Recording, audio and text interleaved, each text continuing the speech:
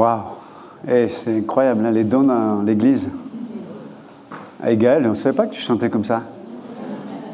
On savait que ton mari était un maestro du piano, mais... Attention, il y a des échos là. 1, 2, 1, 2, c'est bon? Ok, excellent. Et Christophe aussi, waouh! Un prédicateur, hein? Excellent, vraiment. Vraiment l'œuvre de Dieu. Comme il le disait lui-même, qui peut connaître les voies de Dieu.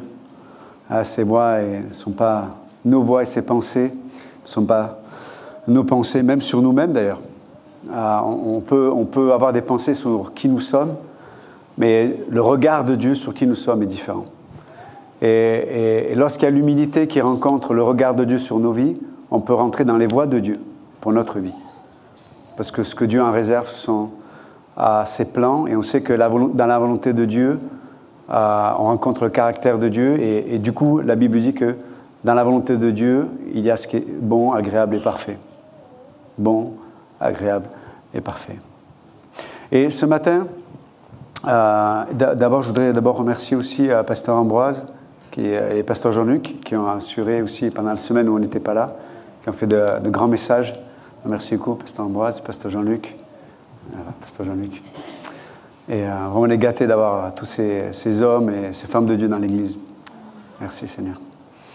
Ce matin, je voulais aussi partager un peu le thème qu'on a pu avoir durant la semaine fraternelle. Donc, tous les matins, on avait un temps dans la parole de Dieu et on avait un temps de questions-réponses après l'après-midi. Et on a eu vraiment des messages réformateur pour nos âmes. Et on a besoin que Dieu soit un réformateur. Parce que, comme le disait Christophe, on est tellement dans un confort des fois. Et puis même au milieu de l'inconfort, on essaie de trouver... vous savez, quand vous êtes sur un siège et puis vous n'êtes pas très à l'aise, vous essayez de trouver toujours un angle où c'est plus agréable. Et c'est vrai qu'on peut organiser nos vies de cette façon-là. Mais en définitive... parce que le sujet de la semaine, c'était le repos au milieu de la solitude. Mais en définitive, quand on cherche un moyen de trouver une sorte de confort par rapport à nos propres capacités, nos propres moyens, l'issue, c'est la solitude. On vit une forme de solitude. Je dirais que la solitude est dans le cœur de chacun. Pour quelle raison ? C'est que la solitude s'est trouvée très tôt dans l'Écriture. Dieu crée Adam et Ève dans un environnement parfait, idéal, dans une relation extraordinaire entre eux, entre la création et avec Dieu. Mais à un moment donné, vous connaissez le passage, hein, dans Genèse 3, on voit que Ève et Adam vont obéir. C'est ça la désobéissance. La désobéissance, ce n'est pas forcément désobéir à la loi de Dieu. C'est obéir à autre chose que la voix de Dieu. C'est ça en fait. Et ils ont obéi à quelqu'un d'autre. Ils ont obéi à un mensonge. Sauf que ce qui peut paraître anodin va bouleverser leur existence et bouleverser la nôtre. Parce que ça va littéralement changer la nature de la création. Parce que la création avait été donnée par Dieu à Adam et Ève. Donc la couverture, ils étaient l'autorité de toute la création de l'univers. Et lorsqu'ils ont obéi à Lucifer, à Satan lui-même, ils lui ont remis cette autorité. Parce qu'ils sont placés dessous la parole de Satan. Et en se plaçant dessous sa parole, ils se sont placés sous son autorité. Et ça dénaturait totalement l'aspect de l'univers, que ce soit même la création, la relation que l'homme avait avec la création, la nature, les animaux. Ça dénaturait la relation que Adam avait avec Ève. À un moment donné, il n'y avait plus de connexion. Et évidemment, ça a dénaturé la relation avec Dieu lui-même. Et j'en parlais en cours de l'Institut dans la doctrine appliquée, mais je vais faire une partie sur le thème de la crainte. La peur, la crainte. Pourquoi ? Parce que c'est la première chose qui a été révélée. lorsqu'il y a le péché rentré, on sait que le péché, le fruit du péché, l'œuvre du péché, c'est la mort. Et la mort, c'est la séparation. Et comme il y a eu une séparation entre Dieu et l'homme, ou l'homme avec Dieu, parce que l'homme a obéi à quelqu'un d'autre qu'à Dieu, il y a eu cette crainte. Pourquoi ? Parce que lorsqu'on n'est plus en accord, dans le sens qu'on n'est plus sur le terrain du respect de ce que l'autre est, et c'est ce qui s'est passé en fait. En désobéissant, la désobéissance, c'est pas simplement la désobéissance sur des principes, c'est la désobéissance vis-à-vis d'une personne.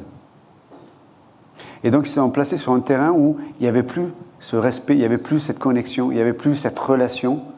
Pourquoi ? Parce que l'homme a choisi de définir certaines choses que Dieu avait déjà définies.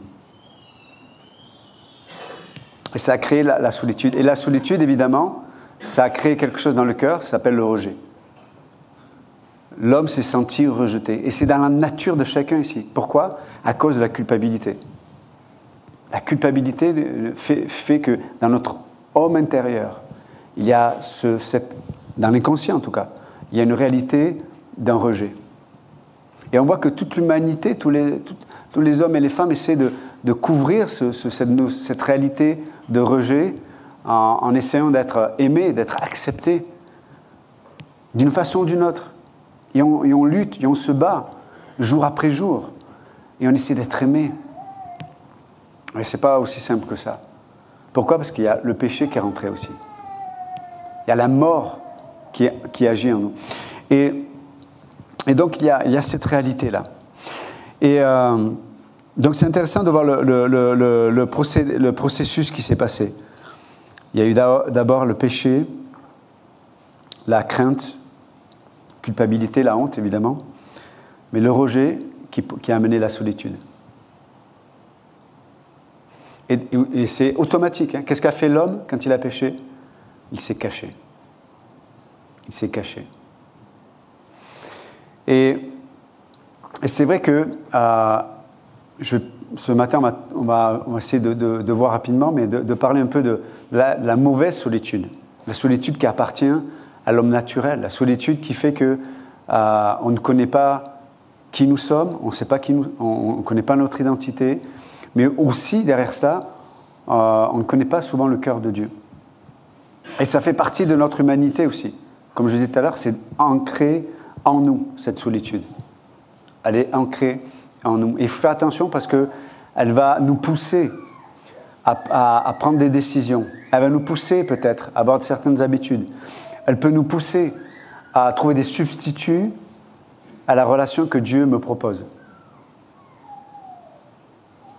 Que ce soit émotionnel, que ce soit des éléments matériels, les drogues, des substituts, en tout cas, tout ce qui pourrait faire que je ressente moins ce sentiment de rejet, de culpabilité.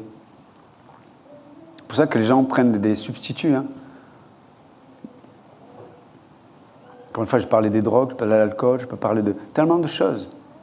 On a besoin de quelque chose qui soulage. Parce qu'on se sent... non simplement on a une notion de rejet vis-à-vis de Dieu inconsciente, mais il y a aussi ce rejet de soi-même. Et notre identité est tellement blessée et tellement dénaturée qu'il est difficile d'accepter de s'aimer. Et le seul moyen de s'aimer, c'est d'être aimé. C'est d'accepter le regard de Dieu sur nos vies. Et ce matin, peut-être je n'aurai pas le temps de tout voir ce matin, mais je voudrais juste faire une petite étude de Lévitique 13 et 14 qui nous parle d'une condition sous l'Ancienne Alliance d'un individu qui pouvait contracter la maladie de la lèpre. Et ces individus qui étaient lépreux allait expérimenter réellement la solitude au milieu du peuple de Dieu. Pasteur Texier a pu en parler un petit peu pendant les dévotions du matin. Je vous encourage à écouter les messages. En tout cas, les seuls messages qui ont été enregistrés, c'est ceux de Pasteur Michel. Et ils sont sur le site de Paris. Je vous encourage à les écouter, ils sont exceptionnels, vraiment. Mais dans Lévitique 13 et 14, donc c'est Moïse qui reçoit de Dieu la loi concernant la maladie de la lèpre. Et la lèpre est, on va dire, est l'une des plus redoutables et répugnantes maladies. Pourquoi ? Tout simplement parce que elle peut, en général, se termine par la mort, évidemment. Mais plus qu'aucune autre maladie, les endroits du corps qui sont touchés par la lèpre, qui sont affectés par la lèpre, ces endroits-là sont morts, littéralement morts. C'est-à-dire que le sujet vit, mais il porte en lui la mort, dans certains domaines de son corps. Et sous l'Ancienne Alliance, donc, les personnes qui contactaient la lèpre devaient être mises en quarantaine. Et il y a tout un procédé, et on va en parler. Donc, c'est pas ce qu'aurait pu faire le lépreux qui le rendait lépreux. C'est qu'à un moment donné, ça devenait un état. Et cet état se révélait dans son corps. Et on va lire ensemble Lévitique 13, les premiers versets.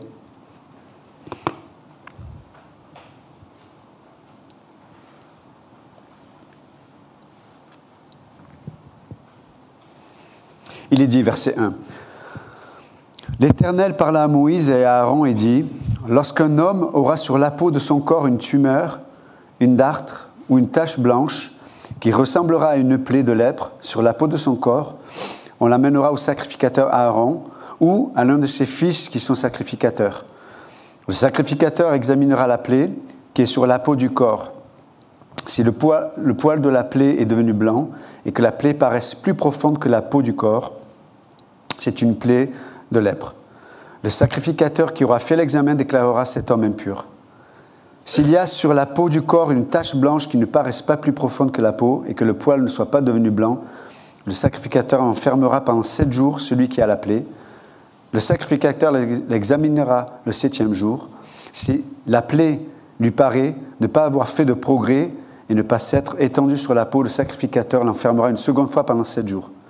Le sacrificateur l'examinera une seconde fois le 7e jour. Si la plaie est devenue pâle et ne s'est pas étendue sur la peau, le sacrificateur déclarera cet homme pur. C'est une dartre. Il lèvera ses vêtements et il sera pur. Mais si la dartre s'est étendue sur la peau après qu'il s'est montré au sacrificateur pour être déclaré pur, il se fera examiner une seconde fois par le sacrificateur l'examinera. Si la dartre s'est étendue sur la peau, le sacrificateur le déclarera impur, c'est la lèpre. Après, on ne va pas tout lire parce que c'est un peu long. Mais, donc il y a déjà une identification du problème. Et il est dit qu'il y a 3 mentions. Le verset 1. Lorsqu'un homme aura sur la peau de son corps une tumeur, une dartre ou une tache blanche. Ce sont 3 éléments. Et je voudrais voir avec vous ce que ça peut appliquer, impliquer et s'appliquer à nos vies aujourd'hui. Comme je disais tout à l'heure, l'issue de la lèpre, c'est ce qui va conduire la personne à être mise en quarantaine et expérimenter réellement la solitude.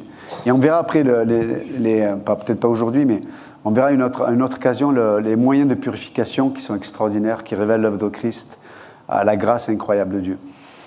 Mais pour autant, pour être purifié, il y a besoin d'identifier le mal. C'est comme dans notre existence. Tout à l'heure, je disais qu'on peut expérimenter une forme de solitude dans nos vies. Encore une fois, juste une solitude émotionnelle. Peut-être, voilà, je ne suis pas marié et je me sens seul, même si je suis au milieu du corps. Et ce n'est pas un péché en soi. Mais quelle place va prendre cette solitude dans mon âme? Est-ce qu'elle va m'amener à l'isolement émotionnel? Est-ce qu'elle peut m'amener à la dépression? Est-ce qu'elle peut m'amener à la frustration et à la colère? Quel va être le fruit de cette solitude? Est-ce que ça va se transformer en lèpre? Ou est-ce que, comme on peut le voir tout à l'heure, le sacrificateur peut en déclarer et dire « Non, tu es pur. Tu es pur. » Donc, on peut vivre tous, d'une façon ou d'une autre, une forme, comme je disais tout à l'heure, de solitude. Alors, soit parce qu'il y a des raisons, quelqu'un qui a une maladie sérieuse, je veux dire, peut expérimenter réellement la solitude. Quelqu'un qui a peut-être vidé un divorce, un problème relationnel, peut vivre littéralement une solitude. Lorsqu'on perd quelqu'un de cher, le deuil, ça nous amène à vivre une forme de solitude. Et on pourrait citer tellement d'exemples. Lorsqu'on est contraint dans certains domaines, peut-être on a une famille et puis on a des contraintes, des responsabilités, et on peut avoir une forme de solitude. Quelqu'un qui ne trouve pas de travail aussi peut réellement, surtout dans la société actuelle, on peut expérimenter une solitude.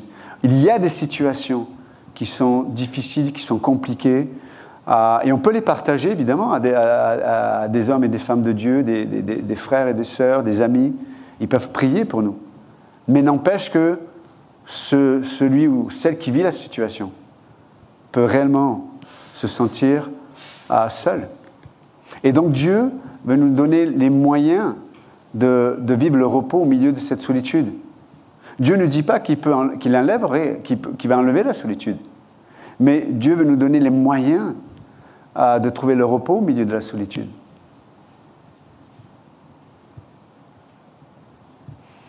Et donc, mais pour pouvoir accepter les moyens de Dieu, il faut accepter d'abord l'ordonnance de Dieu, il faut accepter le verdict de Dieu. Et c'est intéressant parce que là, il est dit que c'est le sacrificateur ou un de ses fils qui allait déterminer l'état de la personne. Et c'est exactement ce que Dieu fait dans nos vies. Et là, il est dit d'ailleurs que c'est quelqu'un qui a amené au sacrificateur peut-être la personne qui était infectée par la lèpre. Sous-entendu que celui qui avait une tâche ou un de ces trois problèmes, je ne pense pas qu'il aille voir le sacrificateur tout seul, en disant « Hey, peut-être que j'ai la lèpre ». Quelqu'un devait l'amener, quelqu'un peut-être a observé qu'il avait un problème. Il dit « Tu dois te faire examiner ». Et c'est exactement ce travail aussi que Dieu fait dans notre existence. Parce que des fois, on porte des symptômes, on porte en nous un problème, et peut-être qu'on n'a pas la capacité, ou on veut se cacher, ou on a, comme je disais tout à l'heure, c'est ancré en nous, il y a une crainte du rejet. Et là, c'est quelqu'un du peuple, ou un ami, quelqu'un de la famille, qui a amené la personne devant le sacrificateur. Devant le sacrificateur. Et c'est le sacrificateur qui allait donner la définition. Des fois, il y a des domaines de nos vies qui, pour nous, ne sont pas un problème. Peut-être j'ai une tâche. Et là, juste rapidement, je peux vous dire, mais il y a les plaies qu'on peut observer. On a dit c'est une tumeur. Alors une tumeur, c'est quoi? C'est une sorte de boursouflure qui apparaît dans le corps. Et on sait que ça peut s'apparenter de façon pratique à l'expression de l'orgueil. Quelque chose qui enfle, quelque chose qui gonfle en nous. Il y a peut-être des domaines de nos vies où on est doué, où on réussit, où on sort du lot. Et peut-être qu'il n'y a pas de problème. Mais peut-être ça peut amener une sorte de boursouflure, une sorte de tumeur, qui paraît anodine au départ. Mais quelque part, ce n'est pas à moi d'analyser pour savoir si c'est anodin ou pas. C'est le sacrificateur qui était seul habilité à déterminer si cette boursouflure était un cas de lèpre ou pas. Et il y a ce travail de Dieu dans nos vies aussi. 1 Corinthiens 8 lui dit, mais la connaissance enfle. On peut, sans se rendre compte, avoir une forme d'orgueil qui fait que, encore une fois, l'orgueil qui peut se manifester soit parce que dans certains domaines, je me sens, c'est pas une question de sensation, mais en tout cas, inconsciemment, je peux penser être mieux qualifié que d'autres, plus éduqué ou avoir plus de connaissances, plus d'expérience. Et encore une fois, ça peut être vrai. Mais dans le royaume de Dieu, ça ne marche pas comme ça. Dieu s'en sert, mais dans le royaume de Dieu, ce qui compte, c'est est-ce qu'il y a la vie de Dieu. Je peux avoir plus d'expérience dans l'évangélisation et savoir comment parler facilement avec n'importe qui dans la rue, mais peut-être je peux le faire avec orgueil. Non pas m'appuyer sur Dieu, mais m'appuyer sur mon expérience, m'appuyer sur mes capacités. Et donc je peux aller évangéliser, et puis à un moment donné, je peux vivre la solitude. Pourquoi ? Parce qu'en fait, sans m'en rendre compte, je m'appuie sur mes propres capacités. Je dépendais plus de Dieu. Et donc je commence à être sec alors que je fais une œuvre de Dieu. Non, c'est vrai ou pas ? Évangéliser, c'est extraordinaire. On n'a même pas besoin de prier pour savoir si on doit évangéliser ou pas. C'est un commandement de l'Écriture. Vous voyez ? Mais pour autant, je peux être atteint de la lèpre en le faisant. Il y a une forme de tumeur, et pour moi, c'est pas grave. Et donc là, le sacrificateur était le seul qui était habilité à déterminer si c'était un cas de lèpre ou pas. Et c'est exactement ce que Dieu veut faire dans nos vies. Il veut observer, regarder, de dire, mais et là, dans ce domaine-là, tu vis cette solitude parce que tu es atteint par la lèpre. Et il y a tout un processus pour la guérison. Et ça va plus loin. La lèpre n'était pas juste sujet à la guérison. La lèpre était un sujet à la purification. C'est plus que la guérison, c'est la purification. On le verra plus tard. Et donc, la parole de Dieu est le moyen de Dieu. Parce qu'aujourd'hui, on n'a pas de sacrificateur. Vous n'allez pas venir me voir, et puis je vais vous observer, regarder derrière l'oreille, il faut voir ta main. Non. La parole de Dieu est le moyen de Dieu de déterminer peut-être les tumeurs qui sont en nous pas un problème. Encore une fois, je disais tout à l'heure, on peut avoir des normes de moralité qui sont liées à notre culture, ou qui sont liées à nos familles, qui sont liées, encore une fois, à la sphère de la bonne moralité. Mais ce n'est pas ça le problème. Comme je disais tout à l'heure, je peux évangéliser et pécher en évangélisant. Pourquoi ? Parce que je me glorifie. Pourquoi je m'appuie sur moi-même ? Je m'appuie sur ma propre expérience. Et donc, on a besoin de laisser Dieu déterminer. Mais encore une fois, le problème, très souvent, que nous avons tous, et moi le premier, c'est qu'on a la mauvaise crainte de Dieu. On a la mauvaise crainte de Dieu. Le sacrificateur, évidemment, était là pour protéger le peuple de quelqu'un qui pouvait être lépreux, mais son diagnostic avait pour but de proposer aussi, peut-être aux lépreux, une observation qui allait, on l'espérait en tout cas, à l'avenir l'amener à être guéri et à être purifié. Guéri et à être purifié. Dieu doit montrer les domaines de nos vies qui amènent la mort. Je l'ai dit tout à l'heure, la lèpre sont des parties du corps, alors que nous sommes vivants, qui meurent. Il y a la mort qui agit. Il y a la mort qui agit. Et si on ne fait rien, c'est tout notre être qui, à la fin, va être infecté. Donc, il y a le cas on a dit, de la tumeur. Le deuxième cas, c'est la dartre. C'est quoi la dartre ? C'est une sorte de croûte. C'était une croûte qui se manifestait sur des anciennes plaies. Donc, on pouvait avoir des anciennes plaies, puis il y avait une sorte de croûte qui se mettait dessus. Et ça, évidemment, ça nous parle de notre existence. Il y a peut-être des domaines où on se dit, non, mais j'ai réglé ça avec Dieu. C'est fait, c'est bon, j'ai pardonné. C'est fait, mais en fait, non. Il y a une croûte qui est dessus. Mais il n'y a pas de guérison. Il n'y a pas réellement eu de pardon. Et on se trompe nous-mêmes. Et on se dit, mais pourquoi je ne porte pas le fruit du pardon ? Mais parce qu'il n'y a qu'une croûte sur la blessure. Tu as caché peut-être la plaie, mais la plaie n'est pas guérie. Et encore une fois, le sacrificateur regardait et on enfermait la personne, ça veut dire on l'observait et on regardait sur une semaine ou des fois 15 jours pour savoir si la croûte allait s'étendre. Parce que quand c'est un cas de lèpre, des fois, ça s'étendait.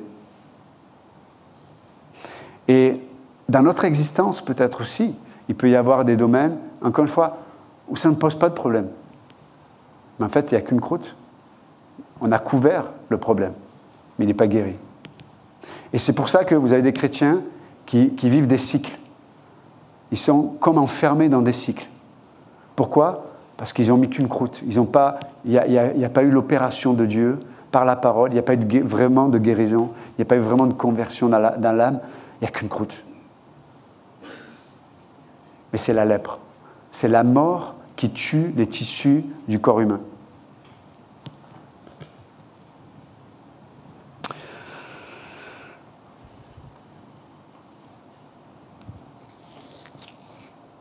Dans l'Écriture, dans Hébreux 12, il est dit que ne laissez aucune racine d'amertume. Pourquoi ? Parce que la racine d'amertume va produire des fruits. Elle va produire des fruits.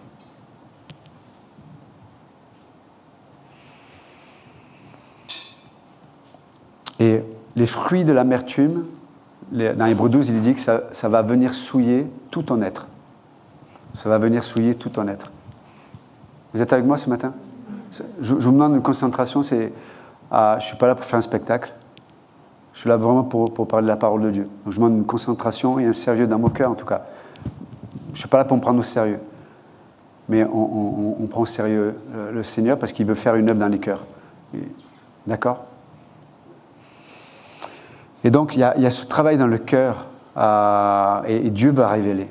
Et la troisième chose, c'est taches blanchâtres ou luisantes en hébreu. Ça parle de quelque chose qui brille, qui attire le regard. Quelque chose comme une tache, quelque chose qui attire le regard. Donc qui ne paraît pas être un problème en fait. Ça luit. C'est quelque chose qui brille, quoi. Et c'est vrai que dans Hébreux 3.13, il est dit qu'il y a, en parlant du péché, il y a l'attrait du péché. Il y a quelque chose qui nous attire. Dans Genèse 3, pareil. Quand Ève, elle regarde l'arbre de la connaissance du bien et du mal, mais elle a regardé après avoir intégré le mensonge. Et le mensonge a donné un cadre de référence au regard de Ève. Donc, sous-entendu, ce que tu crois va déterminer ce que tu vois. Vous entendez ce matin ? Ce que tu crois réellement va déterminer ce que tu vois.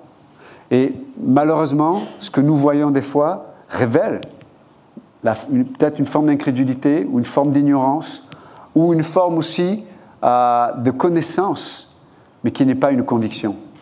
Donc ce que je crois va déterminer ce que je vois.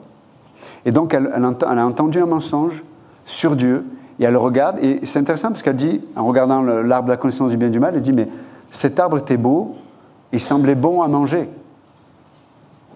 voyez, le mensonge nous amène toujours à regarder à l'apparence. Toujours. Quand je crois un mensonge, je vais regarder à ce qui est dans la sphère de l'apparence. Saül, qui est avec David, il dit, mais tu es qu'un enfant, tu ne peux pas aller te battre contre Goliath. Mais comme Saül était totalement désécurisé, il vivait dans le péché, il était en rébellion contre Dieu, donc il était désarmé face à la situation. Et quand on est désarmé face à une situation, même les solutions qui ne nous arrangent pas, même les solutions qui nous semblent avec une finalité, on se dit mais ça va mal finir, mais on va les prendre quand même parce qu'on a peur de s'exposer soi-même.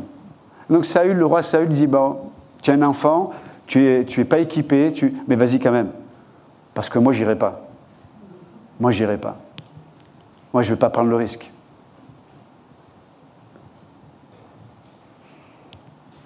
Vous savez, des fois, on ne prend pas de risques dans la vie, c'est comme des sportifs. Tu vois. Des sportifs qui peuvent être très doués, mais ils ne vont jamais faire une compétition. Pourquoi ? Parce qu'ils ont peur de perdre. Et nous, dans notre existence, on est pareil. Seigneur, je veux bien te croire, je veux bien mélanger la foi à ce que tu dis. Mais attends, mais je vais m'exposer quand même. Ou il y a des gens qui ne s'engagent pas dans le corps de Christ parce qu'ils se disent, mais je vais m'exposer dans le corps. Et je ne voudrais pas qu'on voit ce que je veux pas qu'on voit. Comme ce sportif qui dit, je ne veux pas que les gens me voient dans la défaite. Donc je ne préfère pas jouer, je ne préfère pas m'engager Comme ça, au moins, je ne prends pas de risque.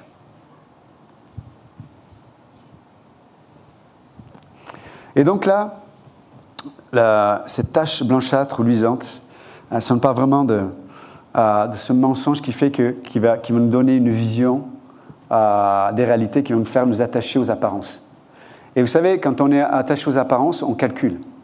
Je vous assure, il y a des gens qui vivent, qui sont torturés de solitude parce qu'ils sont dans l'analyse constante. Ils analysent tout. Ils analysent comment les gens leur parlent. Ils analysent ce que les gens leur disent. Ils sont toujours dans l'analyse. Ils sont seuls. Ils sont désécurisés et ils sont seuls. Et la caractéristique, la troisième, c'est qu'ils ont du mal à recevoir l'amour. Ils ont du mal à être aimés. Et du coup, ils sont tellement isolés qu'ils ne croient qu'à eux-mêmes. Ils ont confiance qu'en eux-mêmes. Ça, c'est grave. C'est grave. Parce que là, la finalité, ce qu'on disait tout à l'heure, c'est la mort. La finalité, c'est la mort dans certaines parties de ton âme. Donc, on peut raisonner, mais attention de ne pas s'enfermer dans le raisonnement. On peut analyser, mais attention de ne pas tout vivre, toutes les relations, tout ce que j'entends au travers cette analyse-là. Il faut faire attention à ça. Surtout nous, en France, pays du rationalisme. Et donc, juste ce matin, bon, je n'ai pas le temps de voir le bon côté. Mais on le verra la prochaine fois. Vous êtes obligés de revenir. Mais, parce qu'il y a le bon côté quand même. Mais juste de dire que il y a des réalités qui produisent la solitude. Mais une solitude sans le repos de Dieu. Sans le repos de Dieu. Encore une fois, qui peut amener à la dépression, qui amène à la réaction, qui amène à avoir des comportements ou prendre des décisions complètement folles. Vous avez des gens, et notamment dans les relations, vous avez des gens qui sont, pareil, dans une sorte de disque rayé dans leur âme, où ils ont la parole de Dieu, ils ont la raison, ils ont l'expérience, et pour autant, ils vont retomber toujours dans le même piège. Tu dis, mais c'est pas possible, ils sont bêtes, quoi. Non, ça s'appelle la séduction. Ça s'appelle la séduction. Vous prenez les mêmes personnes, et ils vont rechoisir toujours, ils vont toujours s'attacher à des gens qui ne sont pas bons pour eux. Mais ils sont esclaves de leur propre solitude, mais sans le repos de Dieu. Et donc, ils prennent des décisions complètement irrationnelles. Irrationnelles totalement. Et donc, heureusement, ce matin, la bonne nouvelle, c'est que tout ce travail de Dieu dans nos vies, c'est pour amener la guérison, mais plus que la guérison, la purification. On le verra la prochaine fois. Donc juste, on peut remercier notre Dieu parce qu'il fait cette œuvre dans nos vies. Donc si on vient à Dieu, si on vient à la parole de Dieu, si on vient dans le corps de Christ ce matin, oui, des fois, c'est pas grave parce que Dieu joue le rôle de sacrificateur qui dit, mais là, il y a un problème. Dans ce domaine, il y a un problème. Dans cette façon de penser, il y a un problème. Dans ces émotions-là, il y a un problème. Dans ces décisions-là, il y a un problème. Mais encore une fois, ce n'est pas pour dire, voilà, tu as un problème et débrouille-toi. Je disais, non, il y a ce problème, mais mon cœur de père, c'est de l'identifier, de le guérir et de le purifier. Et ça va être extraordinaire ce qu'on va voir après, c'est incroyable. Le cœur de Dieu dans tout ça. Mais voilà, Dieu a une solution à la solitude. C'est son repos, comme disait Christophe tout à l'heure.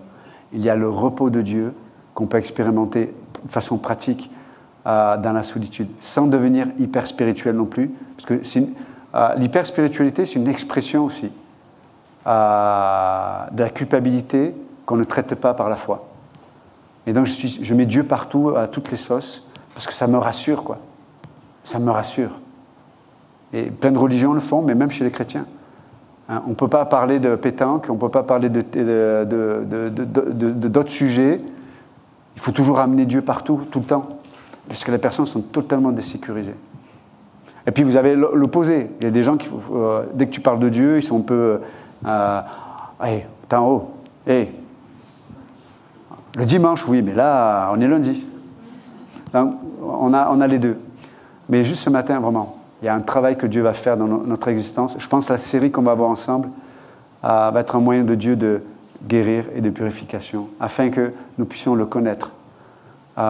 Lui, le seul vrai Dieu. Un Dieu de grâce incroyable. On n'imagine pas la grâce de Dieu, le cœur du Père. Seigneur, merci encore ce matin pour ta parole. Voilà, j'espère que ce qui a été donné ce matin puisse toucher ton peuple, afin que nous soyons amenés, Seigneur, dans ta présence. Seigneur, on veut désirer le désir de vouloir te connaître un peu plus.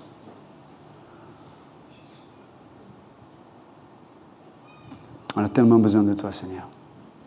Et ce matin, alors que les têtes sont baissées, les yeux fermés, mais peut-être vous êtes là et vous êtes seul avec vous-même, seul avec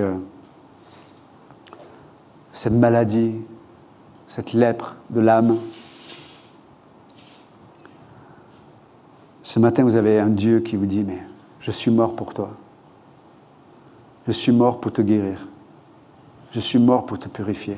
Mon sang a coulé afin que tu ne sois plus seul, afin que tu puisses expérimenter mon repos. Mais mon repos, ce n'est pas quelque chose. Mon repos, c'est ma présence. Donc si ce matin, quelqu'un ne connaît pas Jésus-Christ comme son sauveur, vous pouvez juste lui dire, Jésus, viens dans ma vie. Sauve-moi. Sauve-moi de ma lèpre. Sauve-moi de moi-même. Sauve-moi de mon orgueil, de mes raisonnements, de mes analyses qui m'enferment. Je t'accepte comme mon sauveur. Jésus, je crois que tu es mort à la croix, que tu es ressuscité, que tu es vivant. Et j'accepte ton amour pour moi. Si ce matin vous avez fait cette prière, vous avez accepté Jésus-Christ comme votre sauveur, alors que les yeux sont fermés, les têtes sont baissées, juste entre vous et Dieu, ce n'est pas pour faire partie d'une église, mais c'est un acte de foi ce matin. Vous pouvez juste brièvement lever la main, dire Jésus, je t'accepte comme mon sauveur ce matin. Malgré ma culture, malgré mes pensées, ce matin, je fais cet acte de foi, je t'accepte comme mon sauveur. Donc, si quelqu'un ce matin va accepter le Christ comme son sauveur, vous pouvez juste lever la main. Merci pour ces mains. Vous pouvez les baisser. Merci. Est-ce qu'il y a quelqu'un d'autre dans cette salle qui veut accepter Jésus-Christ comme son sauveur?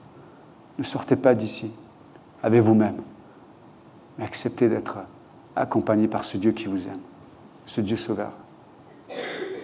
Donc ce matin, je fais encore cet appel.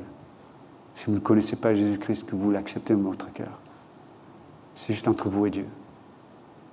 Par un acte de foi, levez la main. Dites Jésus, je t'accepte comme mon sauveur. Amen. Merci Père. Amen. Merci à vous. Bon dimanche.